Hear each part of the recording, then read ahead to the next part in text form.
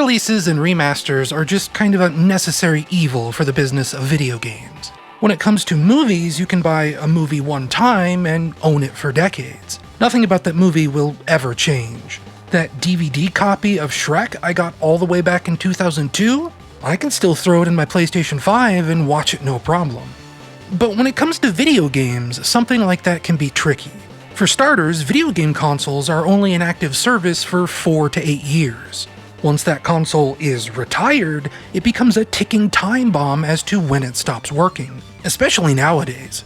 My Sega Saturn from 1996 is still working after 29 years, but my PlayStation 4 Pro barely hung on for just 6 years before its hard drive died. So old games become obscure, and they're going to become more obscure more quickly. Not only that, but a game is constrained by the limits of its era. Nowadays, we're almost spoiled by 4K resolutions and high, stable frame rates. But back in 2008, games often struggled to reach the lowest high-definition standards at 30 frames per second, meaning they could be a choppy, stuttering mess. And a bad frame rate can do more than just give some people motion sickness. It can even impact the controls and make a game feel worse to play. This is where the remaster comes in. By taking an old game's source code and updating it to run on the latest and greatest hardware, your favorite games can continue to live for as long as the publisher wants to keep putting in the effort to maintain upkeep. But therein lies the rub.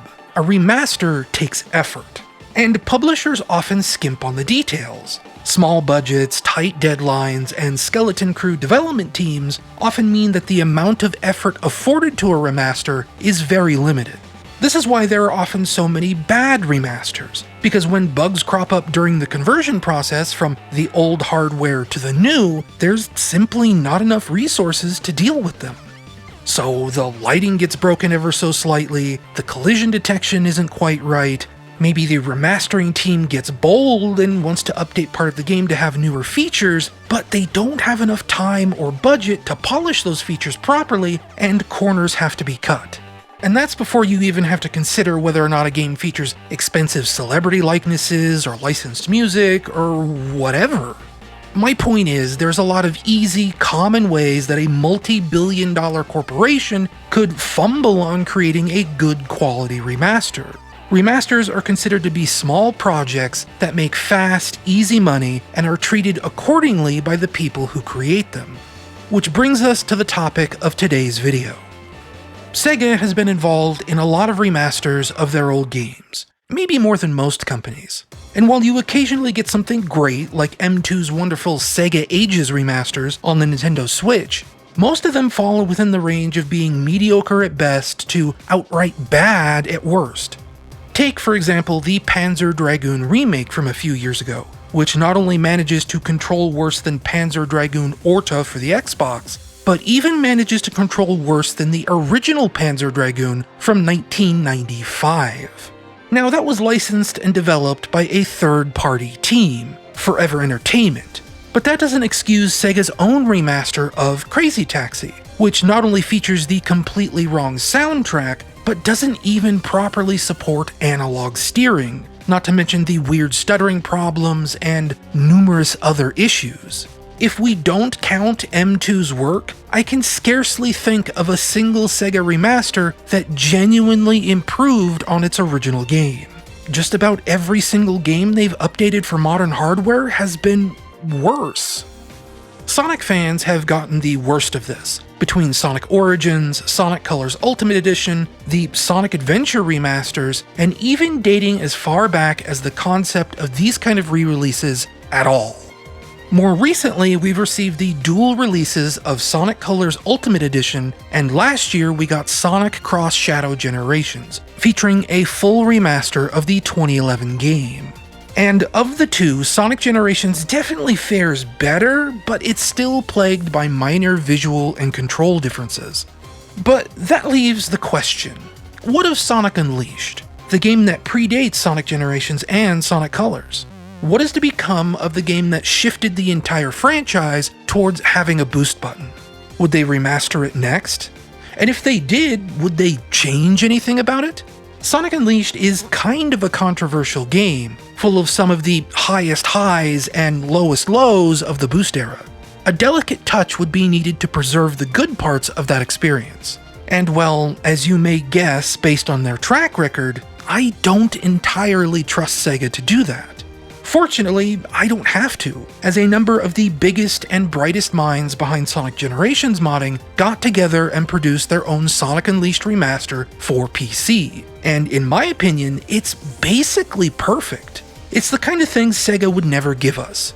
It doesn't really touch or meddle with the game itself, but it basically launched with mod support built in. The weird thing about it is the way it was made. It's a fully native PC application, though there's also a Linux Flatpak version out there for you Steam Deck users too. But it's simply reverse engineered from the Xbox 360 version using something known as static recompilation. Normally, reverse engineering game code like this takes years, even decades in some cases. But by using static recompilation, this PC version of Sonic Unleashed came together in as little as 6 months. And the technology used to produce it is being released for other fans and developers to use its concepts to port more Xbox 360 games to the PC. Now, I'm pretty tech savvy, but a lot of the concepts behind static recompilation are a little beyond my knowledge, so I don't quite understand all of it. My best estimate is that for most console games to run on a PC, they require hardware emulation. In this case, that means that your home computer pretends to be an Xbox 360, and the game accepts that it is running on that console hardware.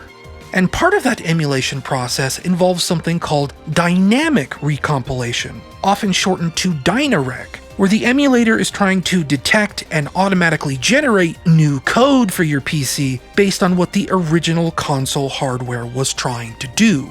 And it's doing all of this while the game itself is currently running. Like it's constantly in a race to generate new code faster than you can play it. Static recompilation is very different from dynamic recompilation. It's not a form of emulation at all. It's more like creating a translation library for the Xbox 360 code that your PC understands. And instead of pretending to be an entire game console, you're just letting the PC run this one specific game as if it was a native piece of software. It's the difference between learning the entire Japanese language in order to watch all anime in existence versus just watching the English dub of the one show you actually care about. Whoa, Mondo cool! That's right, boys. Mondo cool.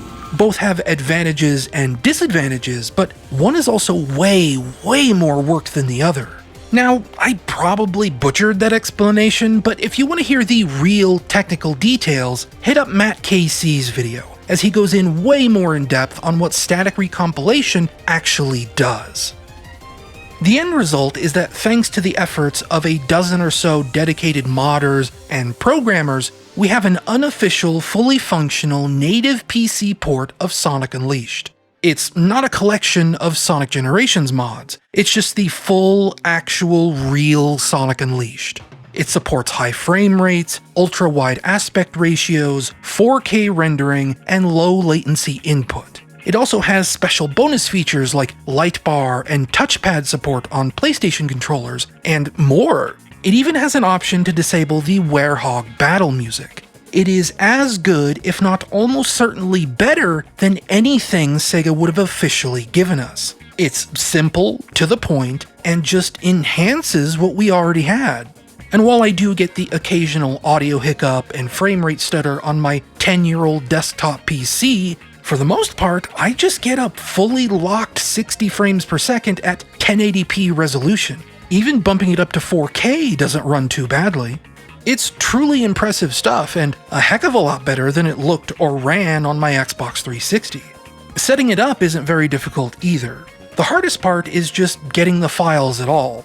The most legal method listed on the GitHub page involves installing an Xbox 360 version of Sonic Unleashed to the console's hard drive, and then using a $15 hard drive transfer cable to dump the data to your Windows PC. But as someone with one of those transfer cables who has used it in the past, I can tell you that's easier said than done.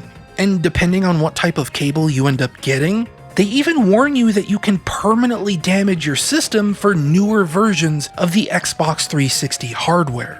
But assuming you could find some way to acquire the necessary files, installing this thing is as simple as downloading and unzipping unleashedrecomp.exe to a folder on your computer, running it and providing it with the correct files when asked. For game data, you give it your main Sonic Unleashed file. In my case, I used a Sonic Unleashed disk image file. You'll also need the data for the game's second and final patch, called Title Update 2. This file is usually a big long string of letters and numbers. Once both lights are lit up in the installer, you can click Next and it'll ask about whether or not you have the files for the Sonic Unleashed DLC. There were 5 DLCs total for Sonic Unleashed, and even if you have no intention of ever playing those bonus levels, you'll probably want the DLCs anyway, as they contain additional texture and shadow data to make the whole game look better. You just add them like you added the first 2 files, and the file names for the DLC are similar to that patch file, being just big strings of letters and numbers. Once you've done that, everything's good to go. It'll take a few minutes to unpack all of the game data and get it installed, but once it's done, it'll just boot the game up right then and there. No separate executable, nothing closes. The installer is just part of the game, and once the game is ready, it'll start playing. Now, the real reason I wanted to make this video wasn't to tell you how to install and run this game. The real reason is because a disproportionately large number of people are now playing Sonic Unleashed for the first time via this fan-made PC remaster. But Sonic Unleashed is a game that has problems, let's say. So I wanted to give first-time players some pointers that will make the experience of playing Sonic Unleashed just a little easier. I've personally finished the game 3 going on 4 times now, so I'd like to think I know a thing or two about a thing or two. The first and most important tip I'd give you is to keep your eyes peeled for these sun and moon medals. You can find them just about anywhere, in any area of the game. You see, Sonic Unleashed cost Sega a lot of money to make. They developed a lot of bleeding-edge technology for this game, and even established an entire CGI animation studio. Back then, they were simply known as Sega Visual Entertainment Studio, but nowadays you probably know them better as Marza Animation Planet. Sonic Unleashed kinda feels like the last high-budget Sonic game we've ever had, still, even 17 years later. But that means somebody at Sega wanted to squeeze more playtime out of the game to make it feel like everybody was getting their money's worth. Which brings us back to these sun and moon medals. If you don't collect these, Sonic Unleashed will start locking future levels until you go back and collect more. So staying on top of it as early as possible will help you mitigate that in the long run. And honestly, it's not that bad either. Most of these things are hidden in really obvious places, like inside of breakable objects or around dead-end corners. For Sonic's daytime stages, I usually do 2 runs. A faster, normal run, and a second, slower, more scenic run where I admire the detail and hunt out medals. And there's a lot of surprising little details in this game, like how nearly every cafe has a readable menu. This game is bursting with personality, and you deserve to stop and smell the flowers sometimes, you know? It's what Sonic would do. Oh, and don't forget, after you finish a continent's main set of levels, a big subset of side levels open up that also have sun and moon medals in them. If you get to a choke point later on in the game, double back to a previous hub and look for more stage entrance gates. There could be a lot of levels you haven't seen yet, and a lot of medals waiting to be scooped up. The second most important tip I'd give you deals with the Werehog. And actually, a lot of these tips are going to be about the Werehog, because he's one of this game's biggest problems outside of medal collection. So Sonic Unleashed came out 1 year after God of War 2, a game that I've personally still never played, but there's also no denying that God of War 2 was a really big deal. Like really, really big deal.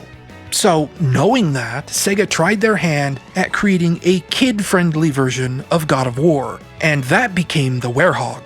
That means a lot of stretchy arm combat, but that also means a lot of jumping around platforms too.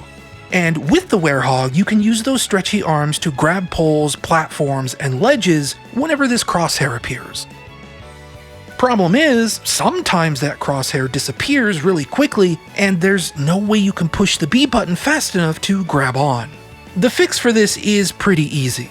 Instead of waiting for the crosshair to appear, you can just simply hold down the B button and the Werehog will automatically grab anything that gets in range. This takes a lot of the stress out of platforming, because a lot of places have something you can grab onto if you make a bad jump. Just keep that B button held down and everything will be fine. One small quick tip you might not realize is that when you push the left bumper to put up a shield, you can tilt the analog stick and then push the A button to do a dodge roll in that direction. You can cover a lot of distance doing this, and considering some of the larger attacks enemies have, it can get you out of trouble pretty quickly. This is a simple little thing, and I don't think the game spells it out super clearly, so it's just something to keep in mind. When you defeat enemies as either Sonic or the Werehog, they drop experience points, these little yellow crystals. At the end of each level, you are then given the ability to spend your experience points to either level up Sonic or the Werehog. Though, as a quick tip inside of this tip, you can also just pause the game at any time and select status to bring up this level up window basically anywhere in the game. Anyway, my advice here is that you should probably ignore upgrading Sonic for the most part. Sonic's upgrades will very slightly increase his top speed and extend his ring energy meter, but you start the game already fast enough, and while a larger boost meter is nice, it's more important to dump all of your experience into leveling up the Werehog instead. I would largely focus on the top 3 Werehog stats: combat, strength, and life. Your life stat will extend the Werehog's health meter. The Werehog doesn't drop rings like Sonic normally does, and having a bigger health meter is important to staying alive as you progress through the game. The strength stat is obviously how much damage you deal when you hit things. Despite Sonic Unleashed claiming that the Werehog is much stronger than Sonic's regular form, robots and other enemies can be pretty big damage sponges to the Werehog. Having a lot of strength makes sure you can dispatch large groups of enemies quickly before it becomes a problem. Combat is an interesting stat. Every time you level this up, the Werehog unlocks a new combat skill. There's around 40 of these in total, and I find that there are some high-level combat skills that are essential for managing the larger, more difficult groups of enemies that you'll be facing later in the game. The sooner you unlock skills like the Were-Wheel Rush and the Earth Shaker, the better. The Shield and Unleash stats are sort of like leveling up Sonic's ring energy. It's nice to have bigger meters for these things, but I personally can make do just fine with these things being pretty low level. Level up the Unleashed meter if you really want to, but the shield should be fine where it is.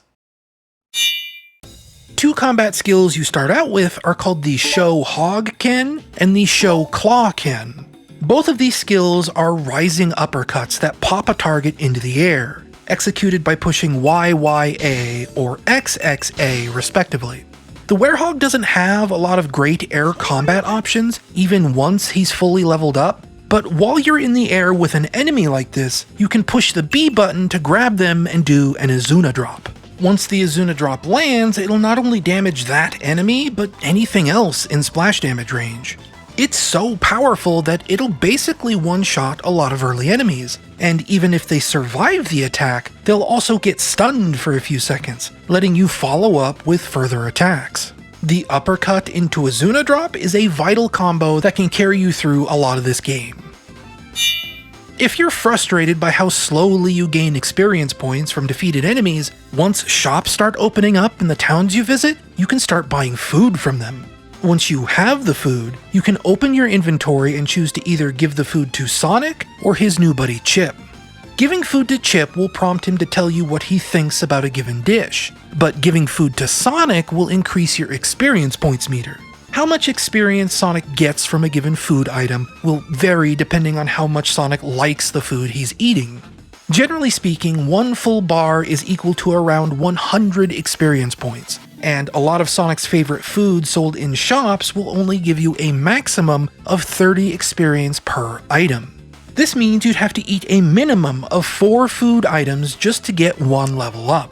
However, if you can find Wentos, the traveling salesman, The Hero Sandwich and the Derek Fruit will give Sonic 50 experience points each. Or, better yet, if you complete one of Don Faccio's trials, you'll get a special chili dog worth 70 experience points.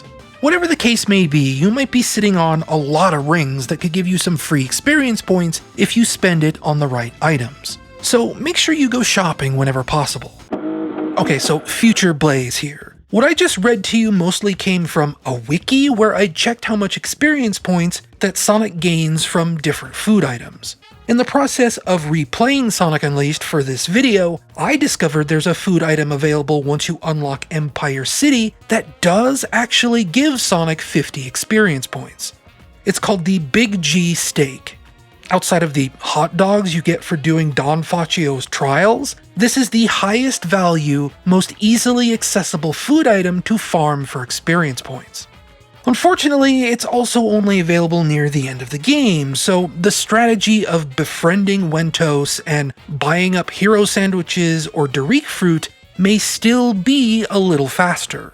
I just wanted to prevent people from leaving me a comment on how I missed mentioning the steak in Empire City. Okay, back to the video. A common complaint about Sonic Unleashed is that towns are full of NPCs and nobody really wants to slow down and talk to people in a Sonic game. And I'll give you that. Even though the towns themselves are very small, each one contains roughly a dozen or so unique characters, and all of them have dialogue for you. But the truth is, usually you can just ignore a lot of that stuff if you don't want to deal with it. Most of your NPC interactions are going to be hiking back and forth, talking to the professor at the university, as you provide him with updates on what you're doing and he points you towards the next stage. Now, I'm not going to make excuses for that. It's pretty annoying having to check in with this guy after every level, and that's even once you realize that there's a grind rail that will get you from the town entrance to the university in a flash. But most of the time, all these people wandering around towns can be ignored. There's maybe 2 or 3 times total across the entire game where you absolutely have to ask NPCs for help, and the game is pretty clear about it when it happens. Otherwise, you just do not have to bother with these people. Now, if you like reading, you should actually consider talking to all of the NPCs. Personally, I think all the NPC designs are really cute. They're handled by a character design duo called Guri Hiru, who are most popular now for their work at Marvel Comics on Gwenpool and Jeff the Landshark. They also did all the character art in Foam Stars too, I guess? Anyway, not only are all the NPCs in Sonic Unleashed really cute looking, there's actually a bunch of interesting little side stories hiding in these NPCs. As Sonic begins to restore the world, many of them start exploring other continents, discovering not only more about the world, but also themselves in the process. Some of them even offer special bonus missions for extra goodies too. But you can also just choose to ignore all of that if you really want to. Try to hurt the wizard every time you see him. No, I'm serious. The wizards you encounter as the Werehog in the night stages are some of the biggest problems in the entire game. They can cast spells that heal other monsters or give them a strength buff that will make everything hit extra hard. The worst wizards cast fire magic, and the only way to deal with them is to splash them with water before you start attacking. So when you start seeing these guys, focus on them. As long as you leave them alive, they'll make your life worse. This is kinda specific, but I see a lot of people miss it. On the game's first boss, Egg Beetle, you can just boost straight into it while it's vulnerable. Everybody I've watched play this game jumps up and strikes it with a homing attack, which is what most Sonic games would make you do. But when it opens up its claws like this, stay on the ground and just boost straight into it and never let go of the button. Not only will you send Eggman reeling, you'll actually juggle him for some extra hits before he recovers. You can even bait him into being vulnerable. Boost right up to the tip of his claw, but stay just out of range. He'll immediately open the claws to attack you, giving you the opening you need to slam right into him with another boost. It's a really cool concept, and maybe one of my favorite boss fights in any 3D Sonic game. Something similar is possible in Sonic's second daytime boss too, the Devil Ray. There's a shield you've got to take down with a homing attack first, but once you do, feel free to boost straight into the core. It'll bounce around the track a bit, and you'll have to swap lanes to keep up with it, but it's possible to keep juggling it. Though usually the Devil Ray will put its shield back up after just a couple of hits. Unfortunately, this trick doesn't seem to be possible with Sonic's third daytime boss, Egg Lancer. But for his first two bosses, never stop boosting. For our final tip, I'll give you a 2-in-1 about what to do if you're chasing S ranks. If you're Sonic, getting an S rank depends on a lot more than just finishing a stage quickly. How many rings you collect, how many enemies you defeat, how quickly you complete QTEs, and even how fast you're moving when you cross a checkpoint all count towards your final level score, which is what determines your S rank. Going fast in this game is important, but so is everything else too. If you're struggling on getting an S rank, try focusing on bashing a couple more robots or look for some nearby rings you might be missing. It could make the difference. Speed matters a little less with the Werehog given the length of his levels. Instead, a pretty significant amount of his score comes from executing finishing moves on enemies. When they get this flashing icon over their heads, you can hit the B button to begin the finishing move QTE. Most of these are only 2 or 3 button presses, but depending on how much health an enemy has left, you get more or less time to push them. The key to making these QTE finishing moves easier is the Werehog's Unleash meter. By pushing the right bumper, the Werehog can unleash, gaining a short burst of speed and strength. More importantly, any QTE finishers you start while unleashed will go twice as slow, giving you way more time to push each button correctly. Finishers are so important to the Werehog's score in some levels that successfully completing a QTE against a large enemy can mean the difference between getting the S rank and being dropped all the way down to a B rank. Now, of course, you could ignore S ranks entirely. There's no special bonus tied to doing them outside of maybe an achievement or two. But in my opinion, Sonic games are more fun when you learn to play them well. Achieving the perfect Daredevil run is basically the point of a lot of these games. Mastering these levels and playing them with skill is where a lot of Sonic Unleashed's true enjoyment comes from. You just aren't playing Sonic Unleashed correctly unless you're trying to get S ranks. Bonus tip. This is something I've been telling people for a while now, and it's not really a tip, it's just a funny thing I like to do. During one of the game's brief bobsled segments, if you mash the X button after going off of a ramp, Sonic will do a little flip in his seat. That's it. That's the entire tip. You can do a cool flip. If it has any utility, it might make Sonic's hitbox a little bit bigger so you can grab items like these rings a little more easily. I just think it's neat. Now, of course, I give you all of these tips knowing full well that this unofficial PC port of Sonic Unleashed also basically ships with mod support right out of the box. You'll need to grab the newest version of Hedge Mod Manager in order to use these, but once you do, the modding community is already embracing this game with full force. In the roughly 1 to 2 weeks since I've written this script, we already have mods to play as Metal Sonic, Amy, Rose, and Surge the Tenrec. You can replace the QTE button icons with modern Xbox and PlayStation icons, Nintendo Switch button icons, or Steam button icons. You can add entrance gates to the hub worlds to access DLC levels from inside the game itself, instead of only being able to access them from the world map menu. But most importantly are the mods that change the game's own mechanics. Code modding isn't quite in the game just yet, that's something they're promising for a future update, but that isn't stopping people from changing how the game itself is played. Chief among them are 2 mods, Improved Progression and Like a Werehog. If all of that medal collecting, experience point grinding, and checking in with Professor Pickle annoys you, the Improved Progression mod will reduce many of those roadblocks so that they no longer get in your way. It doesn't remove them entirely, mind you, it just makes the game play a little more smoothly.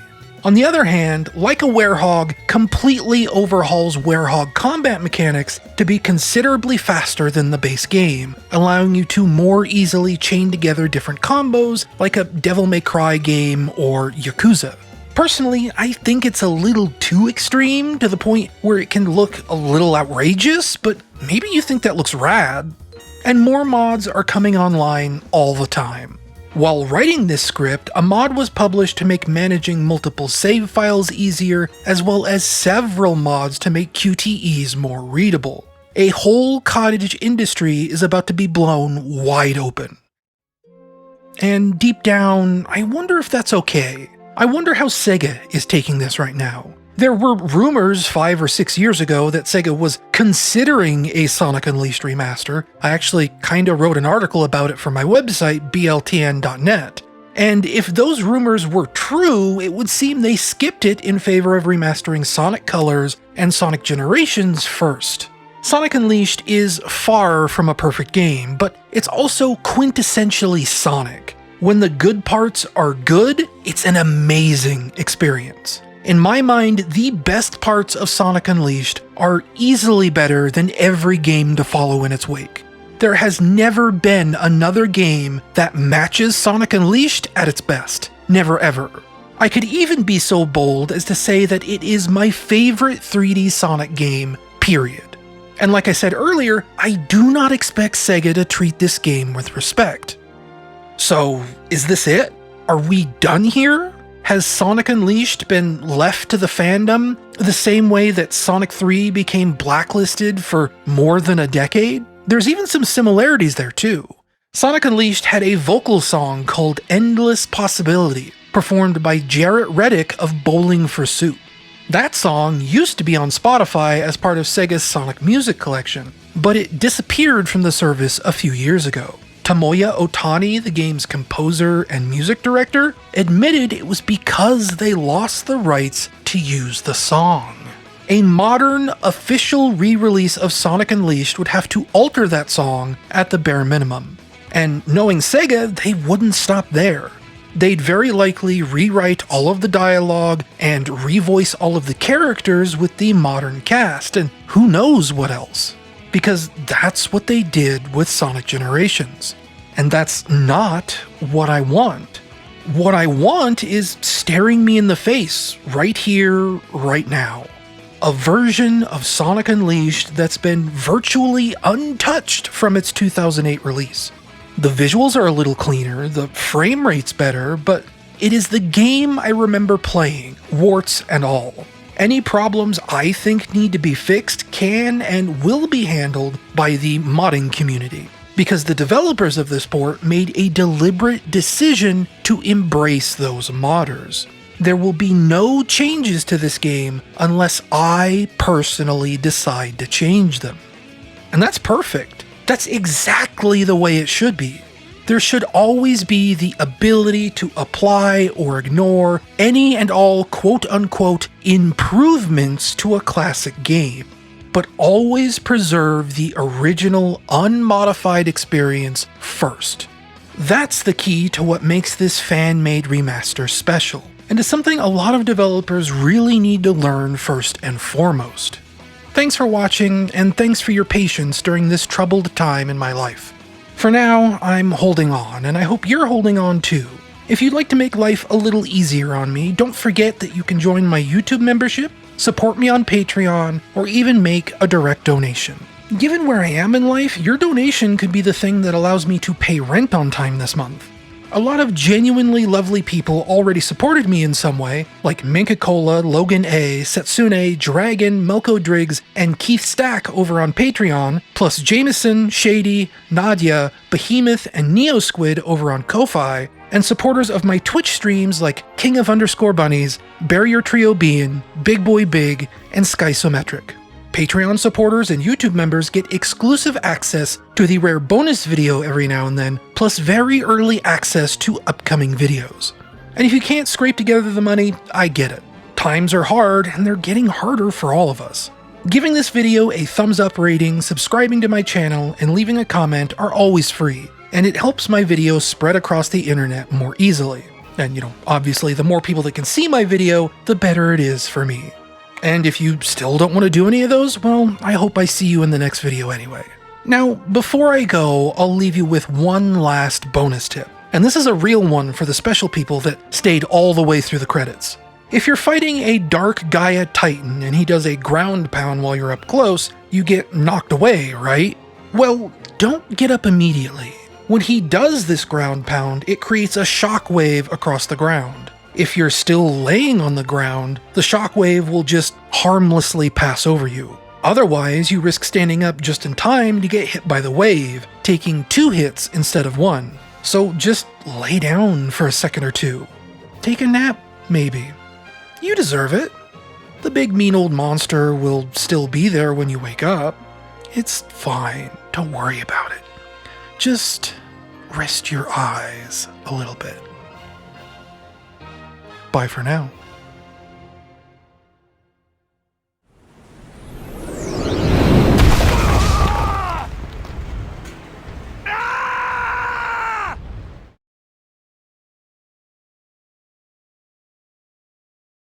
As they contain additional texture and shadow data, get your data